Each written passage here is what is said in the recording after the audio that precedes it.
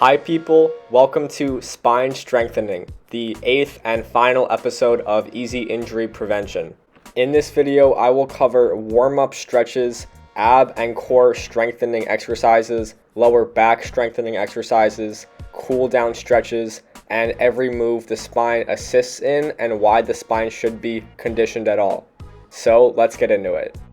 The spine offers stability to your entire body and acts as the center point for most of your strength and movements.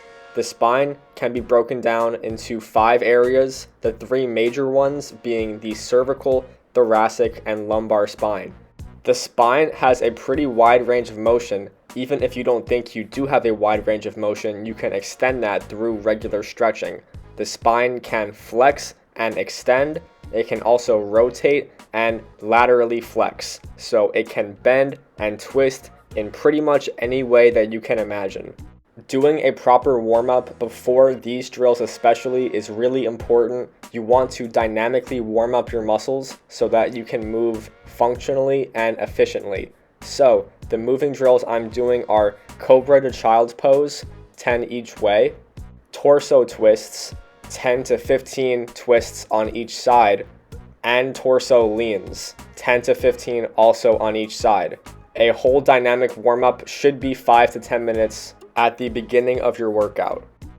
Strengthening your abdominal and core muscles will improve the quality of your movement and reduce the risk of your spine being injured. So ab exercises like the plank are great.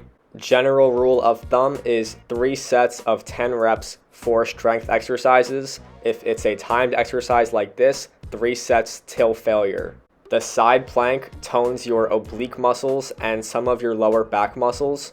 You can do them for time or for reps like you see me doing here. Both work great.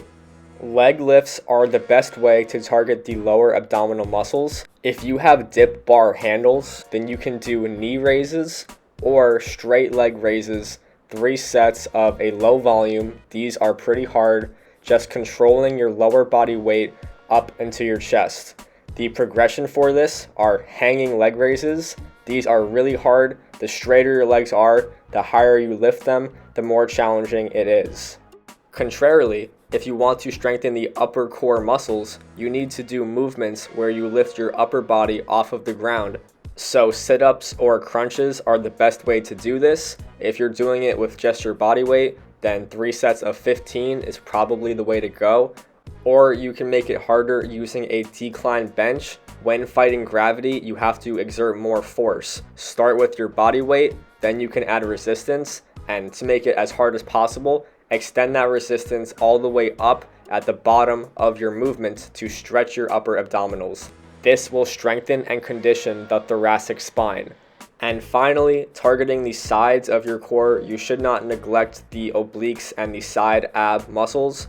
Doing heel touches like this is a great beginner exercise anybody can do.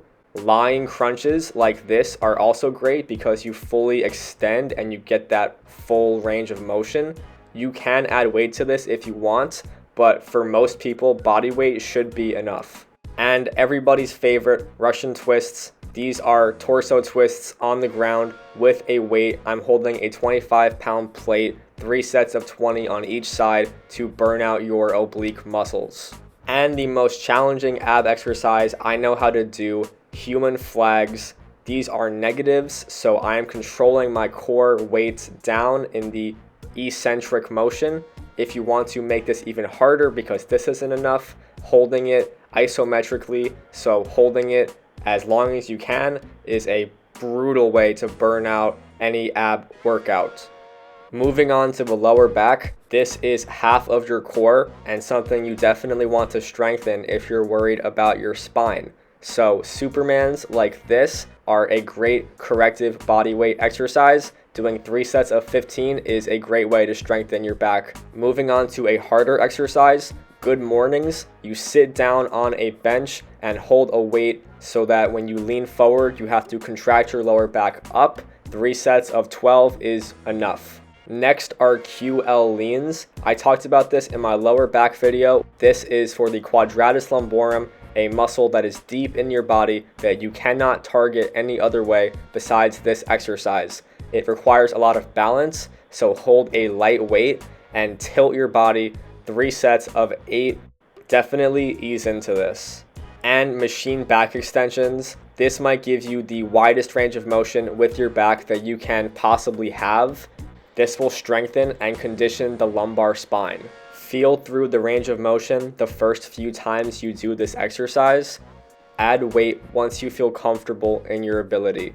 And finally, deadlifts. This is the hardest full body move in my opinion. I'm only holding a light weight to show you the 2 variations you can do, but you do not need to do this to train your lower back. It is an advanced move that should not be loaded super heavily. You can do normal deadlifts where you squeeze with your legs, or stiff leg deadlifts where you simply bend down and stretch your lower back even further. This will stretch the thoracic spine. 3 sets of 10 is great. And of course, assisting exercises. Since the spine is so massive, it is involved in almost every major movement. Pull-ups, military presses, squats, hip flexions, and dead hangs. Dead hangs I want to spend a little more time focusing on because this is actually the best way to decompress your spine. So if you feel a lot of pressure in your back, your lower back especially, hold onto a bar, hang for as long as you can, 1 to 3 times at the end of your workout, and it will relieve so much pressure.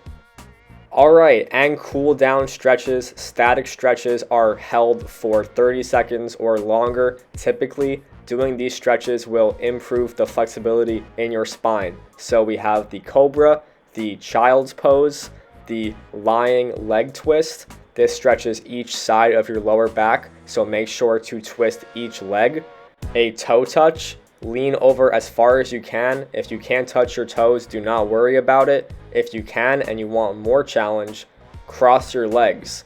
The leg that is in back will be stretched further, and this is a great postural stretch. The ball. This is an advanced stretch you do not need to do. I do feel a great stretch in my back when I do this, but I've been doing it consistently for a long time. This will stretch the cervical spine. And since we're talking about the entire spine, that includes upper body too. So this lat pull will stretch the entire thoracic spine. And finally, 2 big neck stretches. The head tilt up and the head tilt down will stretch both sides of the cervical spine. Alright everybody, I hope you enjoyed that video. Take care.